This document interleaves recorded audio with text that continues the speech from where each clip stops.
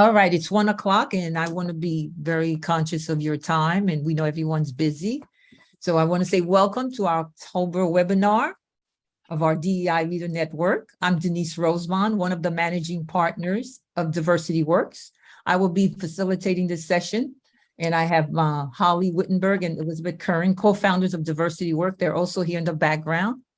A few administrative notes for the webinar today. We have muted all participants' audio line. We welcome questions and comments at any time during the presentation. So please use the chat feature or raise your hand, and we'll do our best to accommodate you. We've saved some time at the end of the session so that we could answer your questions. Great, thank you. Diversity Works was created, the DEI Leader Network, because we found that the role of the DEI professional can be very lonely one in an organization. Unless you're lucky enough to have a team, DEI leaders often shoulder an enormous amount of responsibility on a tough topic. This network is intended to give DEI leaders a community to lean on and learn from. We host monthly events. Let me go to the next slide. I don't know why my slide's not going. All right. Oh. We host monthly events, and these are a couple of the ones that we've done in the background. This network, I said, is intended to give DEI leaders a community to lean on. We host monthly events, provide educational insight, and we've built a community of about 500 attendees. Since we have a number of new participants this month, I wanted to introduce you to Diversity Works. We are a woman-owned company that evaluates organizational DEI performance using a rigorous data-driven approach. We believe that effective organization can demonstrate their commitment to diversity, equity, and inclusion. When we engage our clients, we consider a 15-dimension diversity for a complete 360-degree view of the organization. We follow a matrix that summarizes how we think about DEI performance. Our strategy, we look at your vision, values, internal, external. Our approach is based on identifying blind spots that help you jumpstart your DEI practice. Today, the topic we have is hiring bias. This is an area that we consider very important during our client engagement. This is the reason we asked our presenter to talk about this topic. Today's agenda will cover the internal strategy of talent management acquisition and the role bias plays at the interview process, which impacts DEI performance. This is an opportunity to really stop and focus on awareness and accountability that we have in this process. Let's listen for best practices, and we'll save time for discussion at the end. But please use the chat, as I stated before, to ask questions at any time. Our co-founder will be monitoring the chat. Our today's speaker is Erin Thrower. She's founder and leader of Agile Consulting based in Charlotte, North Carolina. Erin has served in the capacity of strategic HR consultant and business partner for multiple companies. She's high energy, result-oriented leader. Her expertise lies in multi-site and global operation, risk mitigation, and employee labor relations. Erin has extensive history in improving operational efficiencies by devising innovative solutions to complex problems and helping drive performance. She has 15 years experience. Erin now serves as an independent HR consultant, leading her own firm. We are thrilled that she has taken the time to share her passion and knowledge today with us. I'm going to turn things over to Erin, but before I do this, we'd like you to take a look at our illusion. We have a, let me go. So what I'd like you to put in the chat is let us know, what do you see here? Do you see a woman, older woman, or a young woman? If you would please participate and put it in the chat.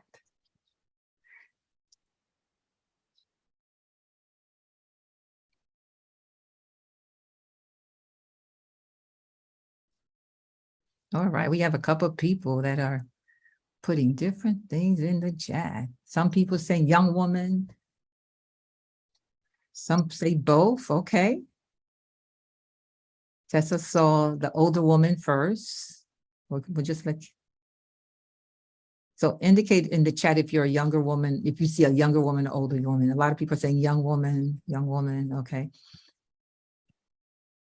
All right, I'll let a couple more, because we have a lot of people. Young, a lot of people, young woman.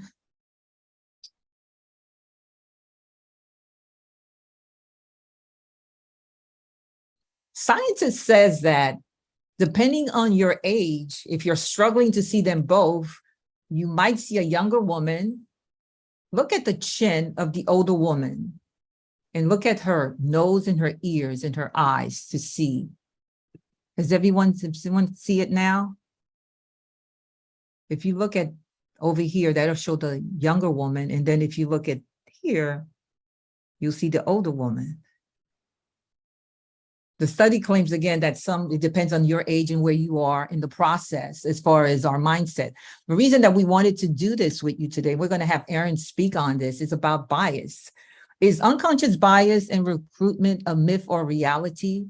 And when does it come in? So what is it that you see? We all saw something different. Some people saw both, and that's great if you see both. And then we just want to make sure that you're looking at everything in the process. So we're going to let Erin talk to us next and tell us about whether or not this is myth or reality. So what is unconscious bias? So a few topics that we're going to go over today. Of course, we're going to cover what unconscious bias actually is. We're going to take a look at that definition. We're going to discuss how it can show up in the selection and interview process, but also how it can affect the salary and offer stage. But we're also going to give you a couple of pointers on how to combat that within the organization. Yeah, let's talk about it. Can you define unconscious bias for us, Erin? Yes. So unconscious bias is the brain's tendency to take mental shortcuts relying on observed patterns, including cultural stereotypes, to quickly and subconsciously process information. Why should we be aware of unconscious bias? Of course, creating awareness allows us to make better decisions within the workplace. Unconscious bias influences all of our actions.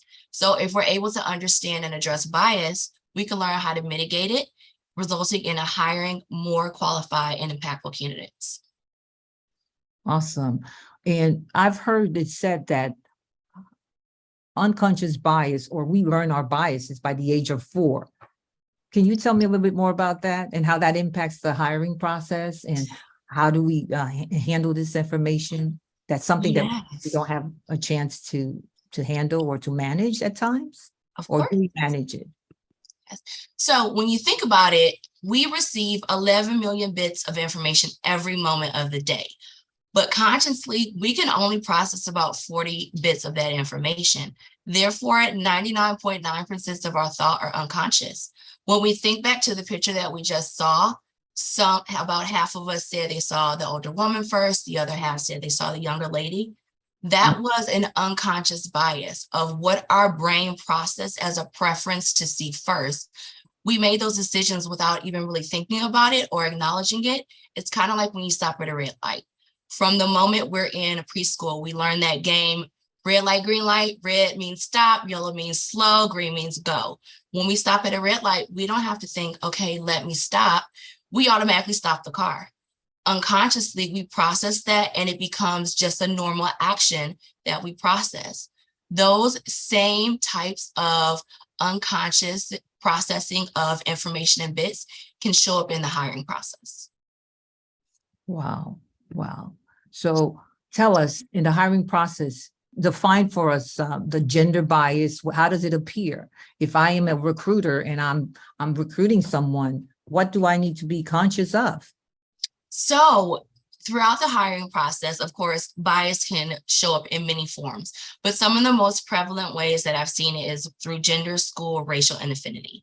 Gender bias can look like, if I am a woman who is selecting resumes, I might have a preference that if I have 90% of women on my team, I might want to recruit another woman because that's what a majority of us are.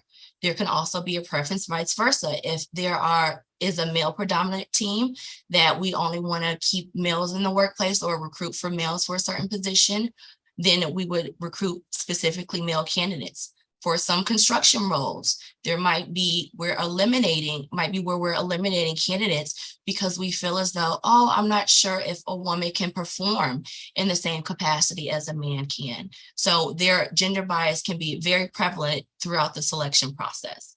but also through school, racial, and affinity. School bias, having a preference from going to the same school. Throughout short conversations or even reviewing resumes, you can take a moment when you say, oh, we went to the same school. And unconsciously, that can turn into a preference throughout the selection process where we have something that's relatable to the person and it can show up as a bias.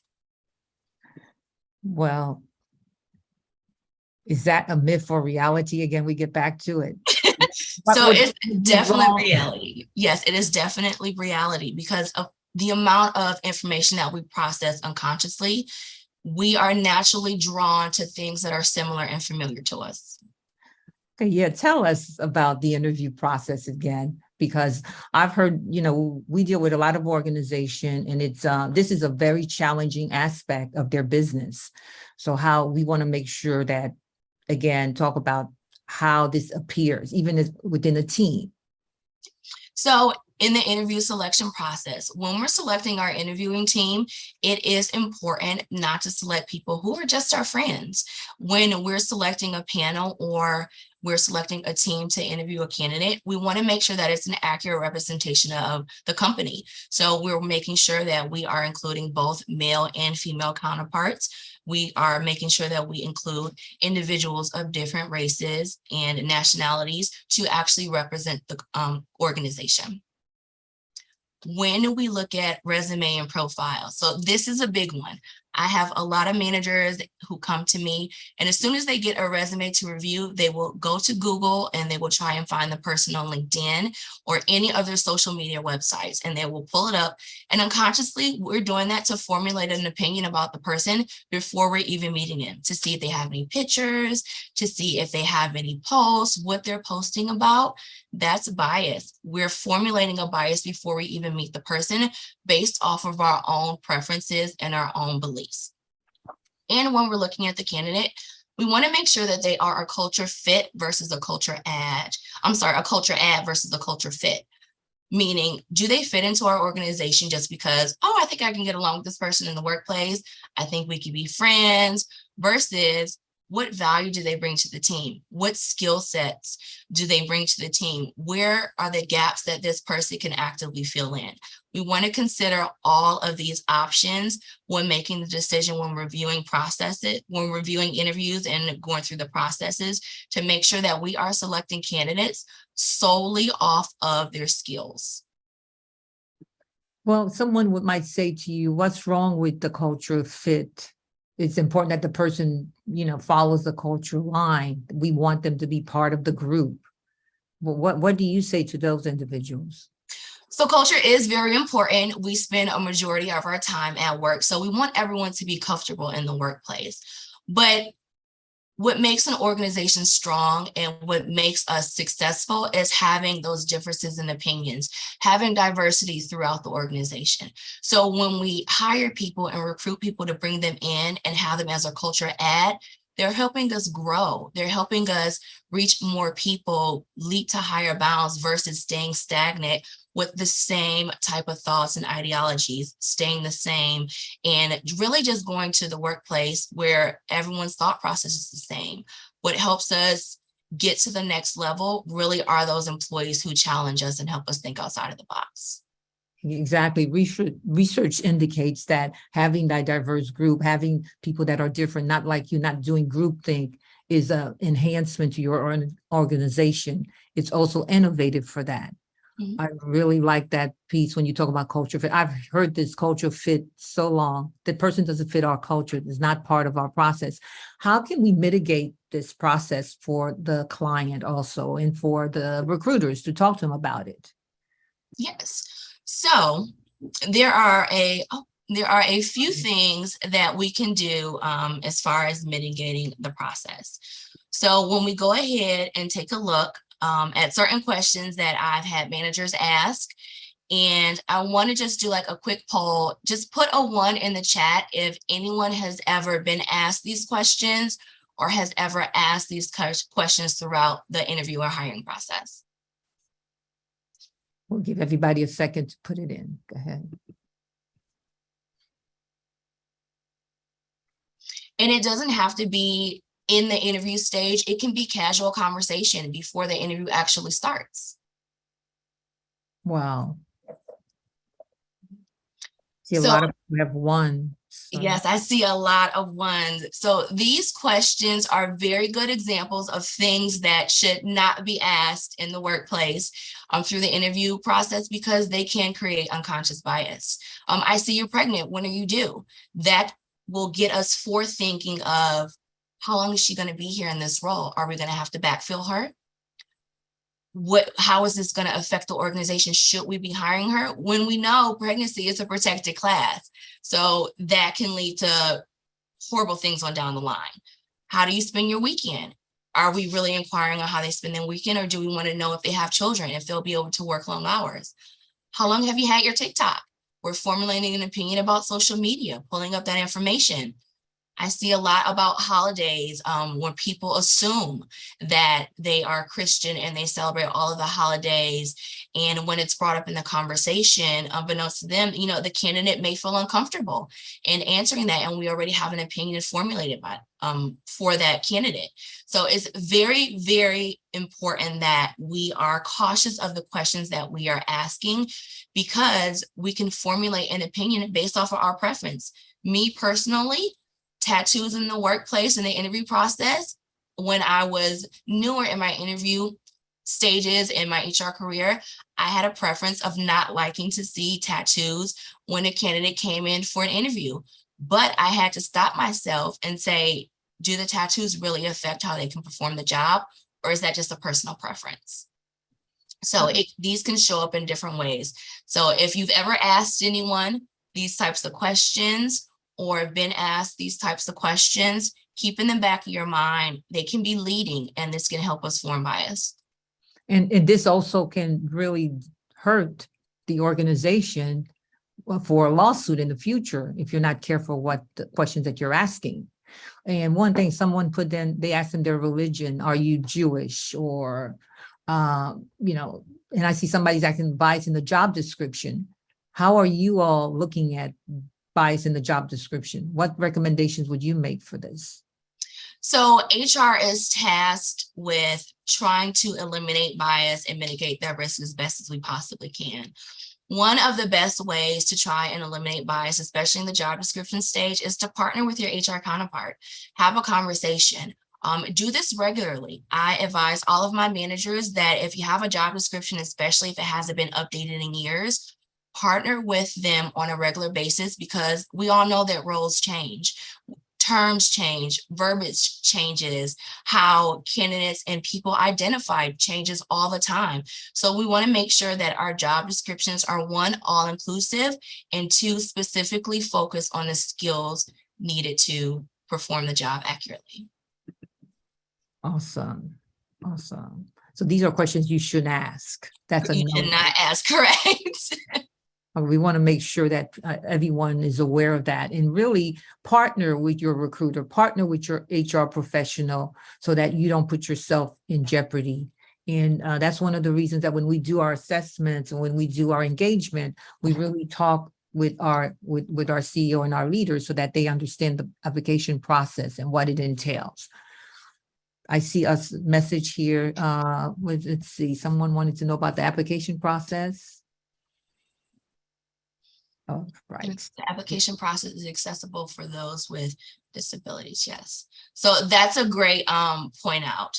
So if to avoid and mitigate risk further down the line, a great inclusive question to put in the application process is just to ask if you need an accommodation or if you have any disabilities that we need to be made aware of in order to accommodate you throughout this process. That simple question can save you a lot of headache down the line. Right, right. Awesome. Okay, so what should you ask? So when interviewing candidates, it's important to stick to physical requirements of the job, non-medical qualification skills, and how they would perform the job task. I'm sure most of you have heard of the STAR method. When interviewing and the questions that you ask, that's what we want to listen for. A lot of times candidates will throw out additional information and, maybe tell us a little bit about their personal life, tell us about, previous positions or, there's a certain amount of nerves that we have to factor in. If they give us information that does not pertain to the actual job itself, we just kind of write it off, don't include it in the decision-making process. Definitely don't notate it on any type of documentation. So if a manager, if you keep a scorecard that you're keeping notes on how the candidate answers questions, or if you're taking notes on the resume, try not to notate anything that isn't related to the job or the skills that they're giving you. I know that a lot of times they will sometimes include information about families and friends and things like that. We just want to act like we didn't even hear it, let it go over our heads, and making sure that we're being consistent in the entire process. Again, one of the best ways to mitigate risk is to make sure that all of our candidates have the same experience, especially if it's for the same role. We're asking them the same questions. We are scoring them the same way. We are evaluating their skills the same way, and we're making a decision the same way when we go ahead and select them to move forward in the process. And to do that, could you give us some tools and methods that they should use to make sure they're being consistent? So if you don't already have a set of interview questions that you're asking your candidates, I would definitely say that would be step one. Every job is different and it's going to require a different skill set. So a good thing to do is I always go to my hiring manager because they know firsthand what it takes to do the job. Partner with them and say, okay, what do you need to know the candidate can do? And based off the information they give me, we formulate questions. When we formulate those questions, we make sure that one, they're all inclusive. So it doesn't matter if we're asking a male or female candidate. It doesn't matter if we're asking someone who speaks English as a primary language or Spanish as a primary language. We're making sure that we're asking the same questions to everyone. After we formulate our questions, it's a good thing just to make sure everyone is aware of what the needs of the position are. Include multiple people. Don't just have HR or the hiring manager do the interview process. It's always good to have different perspectives so that we can make sure we aren't just filling a role based off of a personal preference or bias, and that there's an actual need. Exactly. Sometimes we talk about diversity. It takes more time and effort, more work. However, the end result will really be a positive, and look at your rates on return on your organization. There's a question here about cover letters. Someone said that requiring cover letters can be less inclusive, which seems surprising. Could you offer an opinion on that? Of course. So cover letters are basically just an introduction. Some people use them, some people don't. To me, as an HR professional, I typically, if they include them, I will read them, but it makes no difference in the decision. A cover letter really just outlines your resume. It highlights, gives you a brief overview of the highlights in your resume, including accomplishments and why they feel they are qualified for the position. The cover letter and that introductory call pretty much do the same thing. So if a position is asking for a cover letter, I would say we could probably take that out because some candidates might be deterred if they feel they aren't qualified for the position, or if they feel they don't have as much experience as other candidates. But if they include it, read it. It's just a high-level overview of their skill set. One comment that someone said that Holly said that you could ask for writing samples instead of a cover letter if the position is for writing. Absolutely. And I know I've been on teams that are part of the process of hiring. I've heard them say, well, if the person don't submit a cover letter, they won't even look at the resume. That's something people should really focus, think about the reason that you want that. Correct.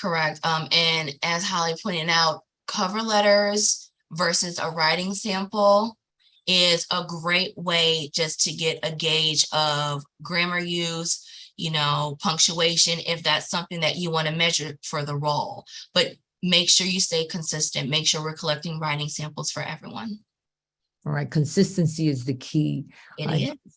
There are some great tools someone pointed out in MS Office to run bias check. Have you used any of those?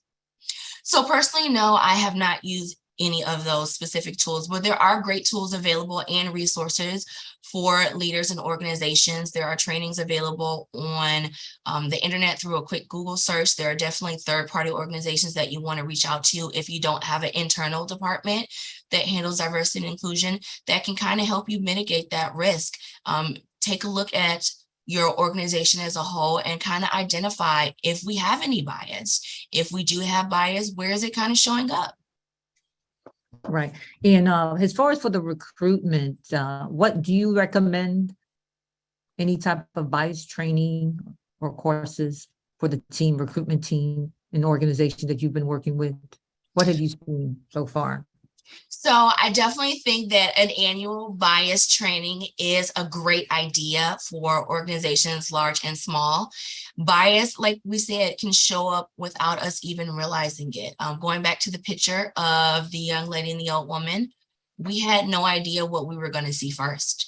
Our mind automatically made up that decision for us. So that can definitely appear in the hiring process throughout an organization. So it's always a good idea just to have a refresher at least once a year where employees can read about bias, hear about bias, take a moment to stop and recognize their own biases within the workplace. Okay, great, great. Someone also said the cover letter indicates that someone has done his or her homework for the position. So that can be an indicator, but not necessarily. Typically, our cover letters, they do give an introduction of the candidate and they can specify, hey, I'm applying specifically for this role. I feel as though my skill set would match these points in your job description. But as an HR professional, a cover letter does not weigh at all in any preference in a candidate. Only because the same information I see on the cover letter, the candidate should be able to convey that to me, and I should be able to see that same skill set on the resume. Right. And that's one of the things that we do. We partner with HR professionals to make sure that we're asking the right question. We're making sure that they are also requiring the same set of standards from each applicant when we are fulfilling a job description. Absolutely. So when we look at everything from a standpoint of filling positions, again, consistency is key. We just want to make sure that we are being consistent across the board. We are looking at all candidates and we are establishing a process where everyone is being considered the same and measured by the same statutes moving forward. Let me see. Holly did make a great point. They're saying that they ask for cover letters if they advance in the organization. I have seen that a lot. And typically at that point, a cover letter will serve as kind of an indicator of what have I done since I've been with the company.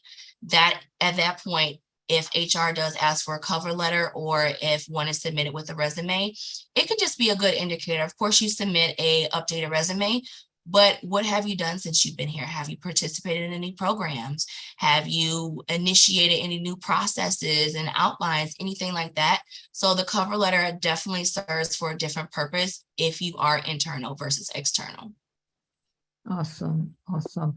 And also we want to make sure that you have the history in understanding what bias is.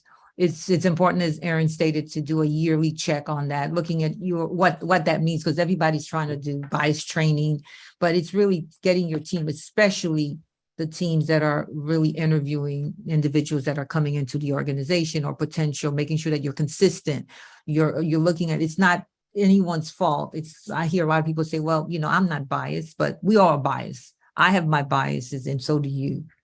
Bias in the salary stage. On average, women are paid 17% less than men. And that can show up as white women earn 82 cents to every dollar earned by a white man.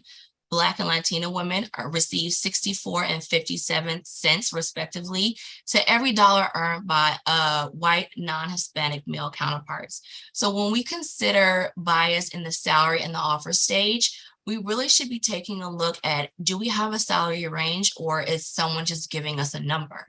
How are we coming up with a salary basis when making offers to candidates? 35% of employees feel their salary is not based on performance, meaning 35% of employees in the workplace, they feel as though their salary is based off of their manager's opinion of us. And that is definitely a huge bias within organizations, whether or not favoritism can be prevalent through conversations. If a manager is friends with an employee, if they have more conversations, if you're going to lunch a lot, that can look like and create the stereotype that, hey, my manager doesn't pay me as much as the other person. And of course, we all ask employees not to talk about salary, but everyone talks to each other. So everyone knows how much everyone makes. And sometimes it's on Glassdoor. Sometimes disgruntled employees will leave reviews saying how much they made and that they feel everything is unfair. We want to take a look at all of that information, and we want to make sure that when we're making offers, and not just externally, but internally, we're considering the equity within that department. So we want to make sure that we are consistent and there isn't a huge jump from 50,000 to 80,000, and there's no reason why in the same role. 66% of the time, women ask for less money. During the offer stage, a survey was conducted and 66% of the women showed that they asked for a lower salary than their male counterparts did for the same role. So this is showing how bias can show up, not just on the organization's end, but on the candidate's end.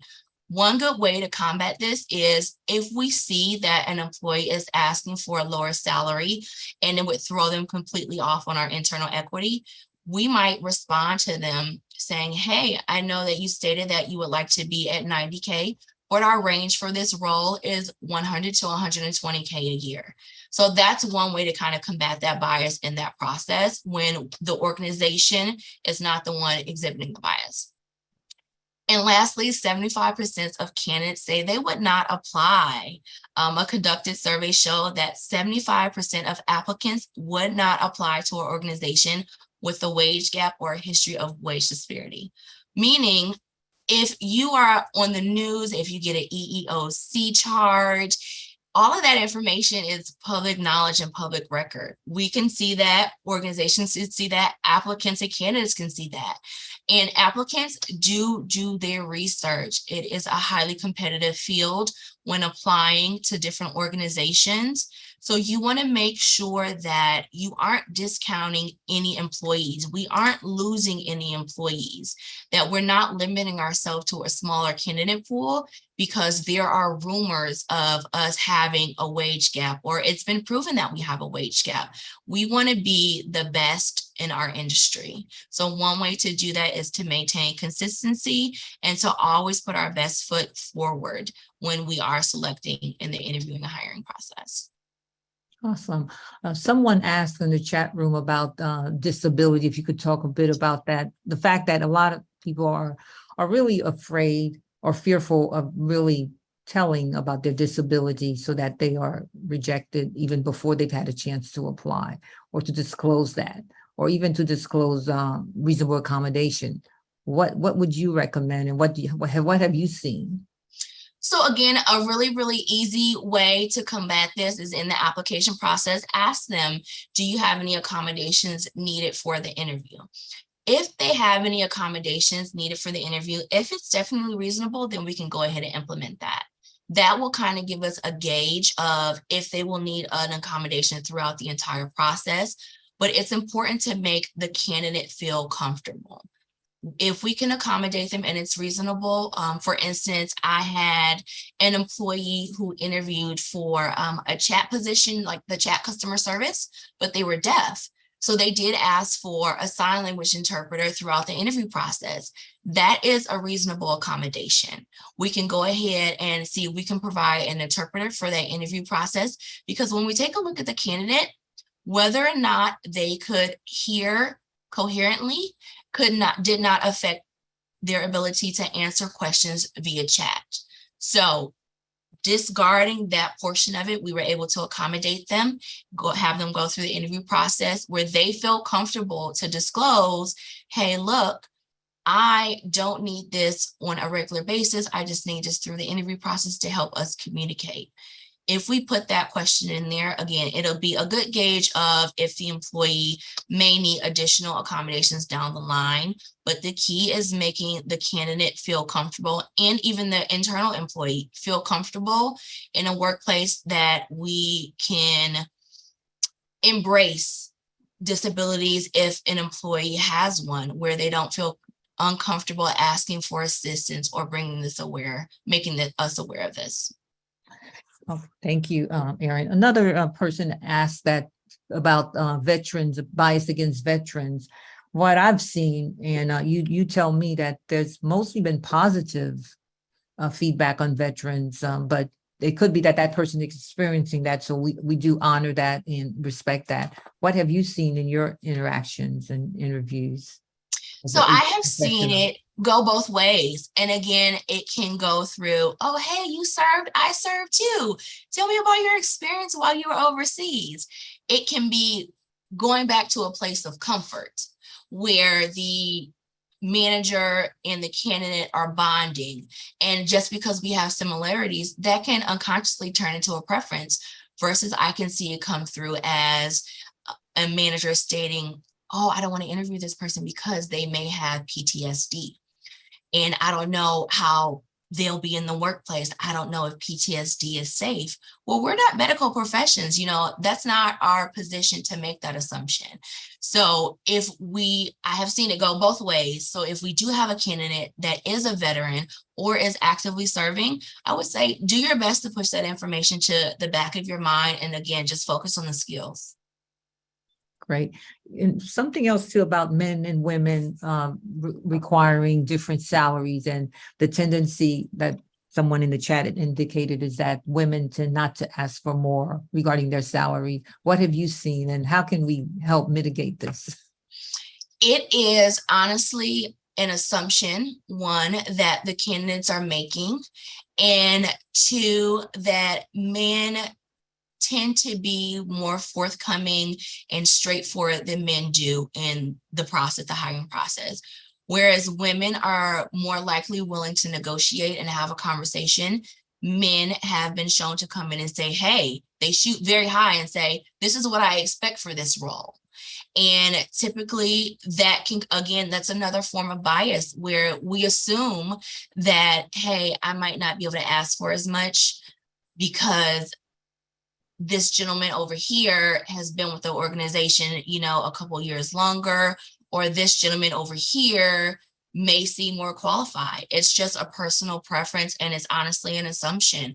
There is no scientific reason to why women do ask for lower salaries in the workplace and why men are offered higher salaries in the workplace. I have one more for you. I've also noticed that to women, it's part of the internalization. They're internalizing the perspective of the other person, saying, well, I'm not going to ask for this, and because I'm a woman and we're not used to being paid adequately at times. Not everyone, but that has happened in the past. One more question. How do you combat salary disparity based on age or education? Again, we focus on the role. We focus on the skill sets required for the role, and we discount all of that other information. I've heard some managers come back and say, well, years of experience can factor in. And of course, we can tie years of experience to age and having more experience in the workplace. Years of experience can get us to a certain point. Whereas if we have a scale and a range, it focuses more on the actual the skills required to perform the job versus how old they are and versus gender. So I would say if we have questions or concerns about disparity due to age or gender or anything like that, create a range and use that same range for everyone and establish medians in the range. So if you have 0 to 2 years experience, you can go within the first 25%. If you have 2 to 4 years experience, you can go up to that 50% range. If you have 4 to 6 years experience, maybe you want to come in between that 50 and 75% range, but be cautious that we're not bringing them in either at the bottom of the range at the very, if it starts at 50, we're bringing them in at 50, or if we're bringing them in at 100, if that's the top of the range. We want to leave employees room to grow. Right. And when we talk about combating biases, what can organizations do to try to eliminate bias? So a big thing is establishing a compensation philosophy. Of course, when we do the benchmarking process as HR professionals, we take a look at what our competitors are paying, we take a look at what we're currently paying, and we take a look at everyone internally, what our equity is. And we make sure that there are no huge jumps in the process. We make sure that when we make candidates offers coming externally into the organization, that we're not giving them $20,000 more than someone who's been with the company for 4 or 5 years already. Have an established compensation philosophy that is your guide. Go to that guide and reference and let those rules and that written regulation guide you throughout the process, and not our opinions based on how everyone should get increases and what salaries should look like. Again, collect and look at the data.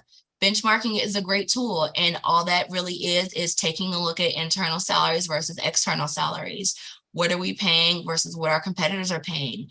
There are some great free tools out there through Google that you can do. I think salary.com is a big one that I personally use. You can go in and you can type in a job title, which I caution you, if you use a job title, definitely look at the skills and the requirements for the position. And you can use that kind of as a gauge to see city and state where the median salary falls, and kind of use that as a guideline for you. Commit to pay equity. That is super important.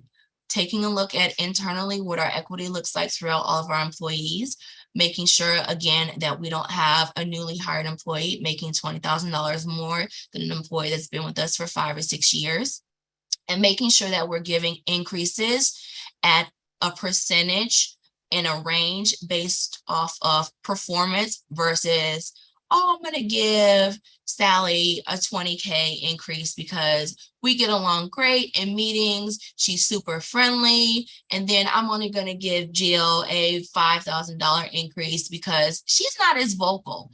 We want to make sure that we commit to pay equity, and we're saying, okay, both of these ladies communicate differently, but let's take a look at the skill set. Communicate your results widely. So if you are the person who is making the hiring decisions, don't keep the information to yourself. Have conversations with your recruiters, have conversations with HR, have conversations with other hiring managers that may assist you in the process. Communicate that information to everyone that is a part of the process. Another way to mitigate risk and kind of eliminate bias is to broaden your search. Sometimes as an HR professional, I have been guilty of it myself. We have our go-tos that we look for candidates: LinkedIn, Career Builder. Those may be my go-tos, Monster, but how can I broaden my search to bring in a more diverse candidate pool? I might want to look at community partners. I might want to look at local universities and organizations, newly graduated students. Can I partner with their career and counselors to advertise my company to see, okay, we have fresh new talent. How can we broaden that search?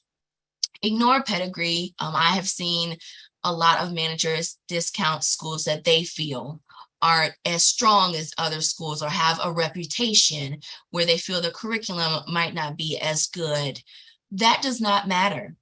What matters is, did they graduate? Yes or no, if the position requires that specific degree. But really, can they perform the roles of the position? What type of answers are they giving us through the interview process? Those answers should be able to reflect skill set. So regardless of where they went to school, that should not be a determining factor. Throughout the candidate debrief, and again, when you're in your comfort zone and you're talking to other managers or HR and the candidate has left and you're very comfortable, we want to make sure that we stick to the skill sets. It's very easy to bring up, oh, did you see what she had on? Or, oh, did you notice her hair color? It was so many different colors. We don't want to formulate those opinions, or even if we're following up with HR, we don't want to give a bias to someone who did not interview that person without even noticing it. Stick to the skills, stick to the examples they gave, stick to the requirements of the position. Ensure that all technical interviews are fair to all candidates. Again, asking that question, do you need an accommodation? That is a great way to make sure that we are all inclusive throughout the interview process. But again, consistency is key, making sure that you are consistent throughout the entire process and candidates all have the same experience. Do not surprise the candidates. That is my favorite one. So it's not a good idea to put the candidate on the spot and say, hey, I have another manager available. Are you able to stay later to go ahead and meet with this person? Or one of the managers isn't here today, so you're only going to meet with one person, where we had a 4-hour time frame kind of carved out, and this person is expecting to be here for 4 hours and they're really going to hear from one.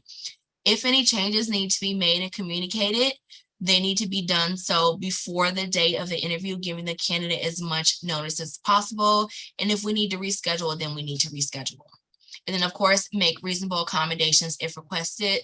That is one of the best ways to mitigate risk.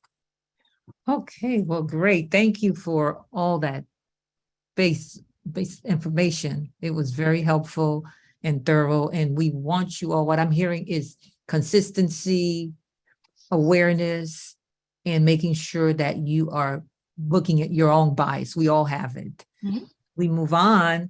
If there are any questions, additional questions that we missed, there's a couple of questions I see about what's being done regarding ethnic names on resumes. Have you seen any bias for that perspective? So I have. That will come across a lot when there are names that are hard to pronounce. There are names from different countries that come across. There are names that come across when we're not sure if they are male or female. Again, we want to focus on the skill set in the resume. That has come up with hiring managers making jokes and things like that. Again, if you experience that, you just want to redirect back to the resume and try and ignore the name. If we can't pronounce the first name, we can call them Mr. and Mrs. last name. That's an easy way to overlook that, but we definitely want to pay attention to the skill sets and what they have listed on the resume.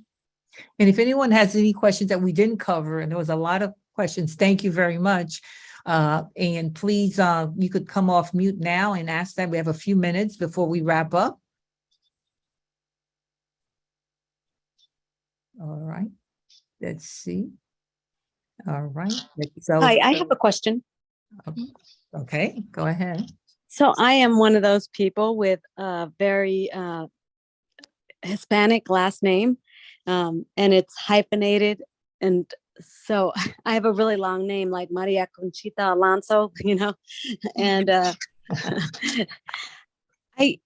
I've taken it upon myself because I feel like it does get some bias, taking it upon myself to shorten my name. And then people will ask me, well, why are you doing that? I'm trying to think of a clever answer. So I agree. Why are you doing that? I don't think that you should have to see, and that's your own personal bias coming out, thinking and assuming that it'll be easier for someone if you shorten your last name. Whether you have 3 last names or 1 last name, all it is entering you in the system to make sure that your information matches like what's on your social security card. So that's more than likely why they're asking that. But even if you don't want to go by your entire name, there's always a preferred name that you can go by. So honestly, I would challenge you to ask yourself, why are you doing that? Are those your own personal biases that are assuming that it would be easier for everyone else? If that's your last name, it's your last name. Put it on all your documentation. That's what we know you as legally, because you can always go by a preferred name. Thank you. I appreciate that. Thank you. And we've seen that could also come out as a microaggression when people are mispronouncing other names. And sometimes I have to say, I apologize, because people speak different languages and they might not be aware of what's going on internally with someone. So paying attention to the individual, ask people, what do you want to be called? And there's nothing wrong, like Erin said, making sure that you have a preferred name, you want to call that, just say it. I think a lot of us that are probably from different cultures, we're just like, we're so used to people not saying our names and we just let it go. Also, thank you. The person that talked about the Mr. or Mrs. a gender bias, that could be a gender bias. You are correct, because again, just telling people how you prefer to be called. And we are making sure that we are, these are some interview tricks and tips that we really want you to focus on. Just making sure that you are being mindful of the person that's sending you the resume, the curriculum vitae, how they want to be called. And what I'm seeing is that most people are putting in if they have a preference for the type of name, the way they want to be called. What have you seen, Erin? Definitely that. If I go into an interview, if I am unsure how to pronounce names, or if there's a couple of names that are listed, I will definitely ask, like, hi, my name is Erin so-and-so. How would you like to be addressed today? You know, what do you feel comfortable with me calling you and addressing you as? So I will definitely ask the question, and they'll say, oh, you can call me by my first name. And that's how we'll conduct the interview. And someone just put in, I frequently ask how to pronounce someone's name, which is great. And sometimes we don't want to do that. That's a great point. Thank you, Karen. Absolutely. And thank you, Erin. I'm sorry, someone else coming on? Yes, I just wanted to say I too have a difficult name for people to pronounce sometimes. So I just use my middle name because it's a lot easier, I think, for me. And I want that person or individual I'm talking to feel comfortable with it. So I think I just, like the other person said, I just want to make that person or those people feel comfortable. So just using my middle name, which is easy to pronounce, makes it comfortable, I think, for both. So Absolutely. Absolutely. Well, we really want to thank Erin for, for being with us and helping us process this information and talk about hiring bias. We know that's very important for all of you that attended today. And we thank all of you also. Be sure to follow us on Twitter. We have also our YouTube channels. And we really appreciate that. And we will miss next month because next month falls during a holiday, and we're going to take that off. But December, please join us in December. We will have a very important topic for you. We're going to keep it a secret right now, but we will send it out. You'll probably be seeing the emails from Holly. She makes sure that everyone is paying attention and following up on our channels. Yes, thank you all for joining this afternoon. I appreciate you taking a moment out to listen. If you have any questions or concerns, we are an HR consulting firm. I do offer a free 30-minute consultation on my website, www.agileconsultant.org. Feel free to go sign up for a session, talk through problems, get an opinion, ask a question. It's my philosophy is better safe than sorry. So I would rather you ask before legal is asking something from you. And part of what Diversity Work does in our engagement, we partner with professionals such as Erin, and to make sure that we are communicating, we're keeping you compliant, we're keeping things safe, and we're keeping you honest, let's say that, with the process, because we're in a generation that there's a lot of things that are going on, difference of opinion. You might say something that you didn't mean to intend to, and it's interpreted differently. So we want to sort of, as Erin mentioned about the red light, green light, and the yellow light, we also have a green light, red light, and your diversity score to let you know, hey, you're proceeding properly. You may want to be cautioned with this, or hey, there's a red light. Let's look at that. Let's evaluate it, because we're all in this together. It's not about pointing fingers at anyone. It's really about being cohesively, working cooperatively, and being the best human beings that we could. All right. Thank you.